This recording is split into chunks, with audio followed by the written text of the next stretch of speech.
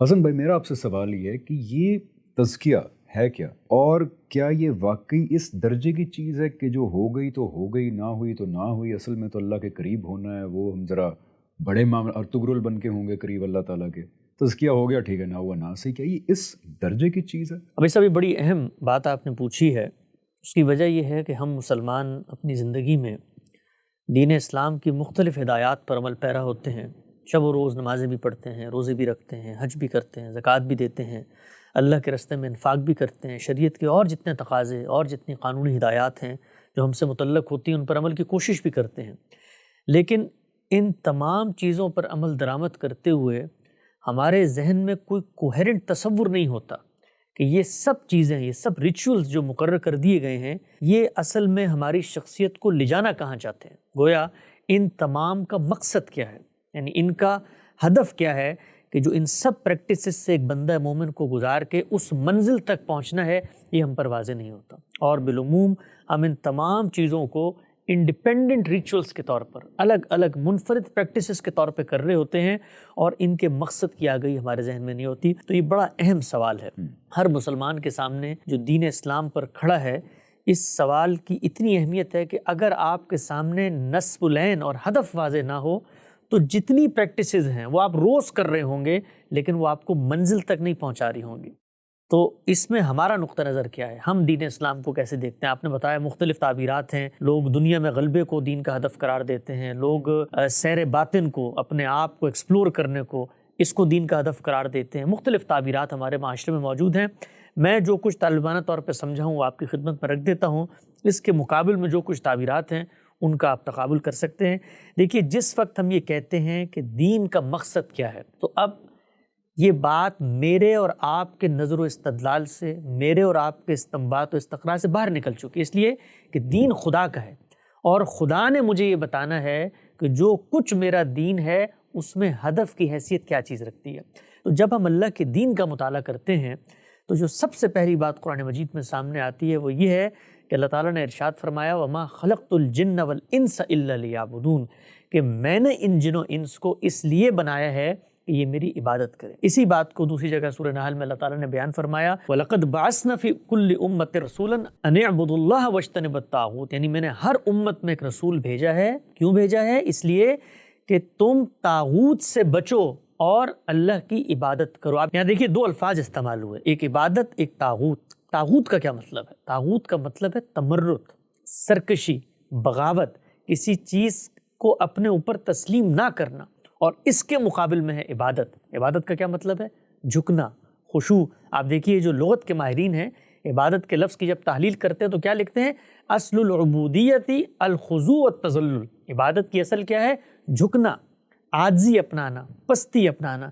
यही वो तसव्वुर है कि जिसको फिर कुरान मजीद मुख्तलिफ मकामात पर बयान करता है, खुशू, खुजू, इख़बात, इनाबत, कुनूत और तज़र्रु के अल्फाज में। तो गोया ये एक दाखिली कैफियत है जो दीन चाहता है आपके अंदर पैदा हो। जब ये दाखिली कैफियत पैदा होती है तो इसके नतीजे में शुक्र, तक़वा, तफ़वीज़, रज़ा, तस्लीम, ये जज्बात हैं जो कुरान मजीद कहता है आपके अंदर पैदा होने चाहिए।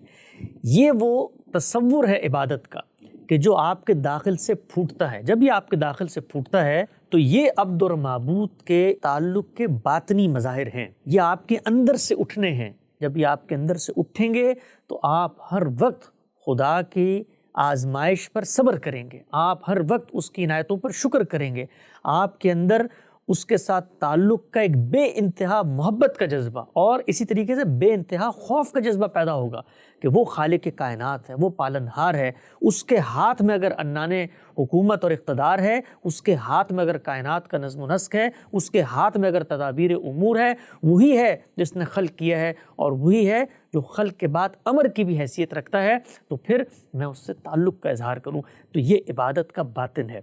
हम इंसान सिर्फ एक नफ्सियाती वजूद नहीं है, बल्कि हमारे खारजी वजूद भी है। तो ये खारजी वजूद है कि जिसके अंदर इबादत फिर रुकू, सुजूद, नमाज, रोज़ा, इनकी सूरत में नमूदार होती है। गोया इबादत ही का जज्बा है, जब वो ज़ाहिर में आता है तो परस्तिश बन जाती है। तो ये वो इबादत है कि जिसके तसव्वुर से पूरे के पूरे दीन का वजूद सामने आता है। यानी इबादात की ही माबाद तबियाती अखलाकी एहसासात हैं اور انہی کے مراسم عبودیت ریچولز ہیں جو اللہ نے طے کر دی ہیں، اس کے نتیجے میں دین کی ایک تصویر بنتی ہے، اور اللہ تعالیٰ یہ کہتے ہیں کہ پھر اس دین پر تم نے عمل پیرا رہنا ہے۔ دیکھیں اسی بات کو اللہ تعالیٰ نے قرآن مجید میں ارشاد فرمایا ہے کہ شرح لکم من الدین ما وصی بہ نوحا والذی اوحینا الیک ما وصینا بہ ابراہیم و موسیٰ و عیسیٰ ان اقیموا الدین ولا تتفرقوا فیہ، یعنی یہ وہی دین ہے جو اے محمد صلی اللہ علیہ وسلم آپ سے پہلے پیغمبروں کو دیا گیا ہے، جو موسیٰ کو دیا، جو عیسیٰ کو دیا، جو ابراہیم کو دیا، جو آدم کو دیا، جو نوح کو دیا، اور آپ نے بھی اسی پر عمل پیرا رہنا ہے اور تفرقے سے بچنا ہے۔ یہ دین ہے۔ اس دین کو جب آپ ڈیکوڈ کرتے ہیں قرآن مجید کی روشنی میں تو اللہ تعالیٰ یہ بتاتا ہے کہ یہ دین دو کیٹیگریز پہ مبنی ہے، یعنی اس کے جو کانٹینٹ ہے، اس کے جو مشمولات ہیں وہ دو چیزوں پر مبنی ہیں۔ وہ دو چیزیں کیا ہیں؟ پہلی ہے الحکمہ، اور دوسری چیز کیا ہے؟ الکتاب۔ الحکمہ کیا چیز ہے؟ الحکمہ ہے ایمان اور اخلاق، ایمان کی وہ باتیں جو انبیاء کی روایت میں چلی آ رہی ہیں، اور اخلاق کی وہ باتیں جو آپ کی فطرت میں بدیت کی گئی ہیں۔ اور دوسری چیز الکتاب، قانون۔ یہ قانون معاشرت کے معاملے میں بھی ہے، معیشت کے معاملے میں بھی ہے، دعوت کے معاملے میں بھی ہے، اسی طریقے سے خورونوش کے معاملے میں بھی ہے، اسی طریقے سے رسوم و آداب کے معاملے میں بھی ہے۔ ہر معاملے میں اللہ تعالیٰ نے قانون دیا ہے، لیکن اس کے ساتھ ساتھ اخلاقیات، ایمانیات، یہ بنیاد ہے دین کی۔ یہ دو چیزیں مل کر دین کی ایک تصویر بناتی ہیں، اور پھر ان دو چیزوں پر جب آپ عمل پیرا ہوتے ہیں تو قرآن مجید یہ بتاتا ہے کہ ان دونوں کا مقصد اور ہدف اور نصب العین وہ کیا ہے؟ وہ ہے تزکیہ، وہ ہے پاکیزگی، وہ ہے پیوریفیکیشن، کہ قد افلح من زکاہا وقد خاب من دساہا۔ وہ کامیاب ہوا کہ جس نے پاکیزگی اختیار کی، اور وہ ناکام ہوا کہ جس نے اپنے آپ کو آلودہ کر لیا۔ تو آپ کے پہلے سوال کا جواب یہ ہے کہ دین کا ہدف اور مقصد کیا ہے؟ تزکیہ۔ دیکھیے آپ انسان کا اگر تجزیہ کریں تو انسان تین چیزوں کا مجموعہ ہے۔ انسان کا ایک روحانی وجود ہے، سوچتا ہے، سمجھتا ہے، اخلاقیات اسی سے پیدا ہوتی ہیں، عقل اس کے اندر پائی جاتی ہے۔ دوسرا اس کے خورونوش کھانے پینے کے معاملات ہیں، اور تیسرا اس کا بدن، اس کا جسم ہے۔ تو تینوں پہلوؤں سے دین میں تزکیہ مطلوب ہے۔ یہ دوبارہ بتائیے گا کہ تین چیزوں میں ہم نے پیوریفیکیشن حاصل کرنی ہے۔ نمبر 1 اخلاقیات، جی، نمبر 2 کھانے پینے کی چیزیں، اور نمبر 3 ہمارا جسم، بدن کی طہارت۔ اپنے اخلاق کو بھی پاکیزہ کرنا ہے، افکار کو بھی پاکیزہ کرنا ہے، اعمال کو بھی پاکیزہ کرنا ہے۔ اس کے ساتھ ساتھ جو کچھ آپ کھاتے ہیں اس میں بھی پاکیزگی لانی ہے، طیبات کھانے ہیں، خبائث نہیں کھانے۔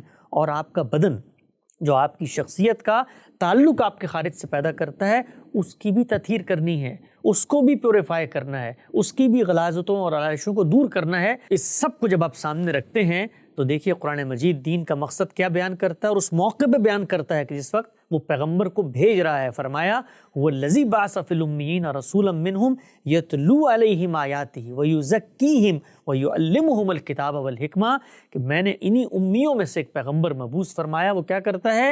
اسی قرآن کی آیتیں انہیں پڑھ کے سناتا ہے تاکہ ان کے ذریعے سے ان کا تزکیہ کرے، یزکیہم، اور ان کو تعلیم دے اسی کتاب اور حکمت کی، یعنی قانون و شریعت کی اور ایمان و اخلاقیات۔ تو یہ پورا کا پورا مقصد ہے دین کا، جس کو ہم تزکیے سے تعبیر کرتے ہیں۔ اس تک اللہ تعالیٰ آپ کو پہنچانا چاہتے ہیں۔ اس تعبیر کے مقابل میں جو باقی تعبیرات ہیں آپ اس کو رکھ کے دیکھ لیں اور قرآن مجید کی ان تصریحات کا مطالعہ کریں، تو آپ پر یہ بات بالکل واضح ہو جائے گی کہ دین کا ہدف اور دین کا مقصد کیا ہے۔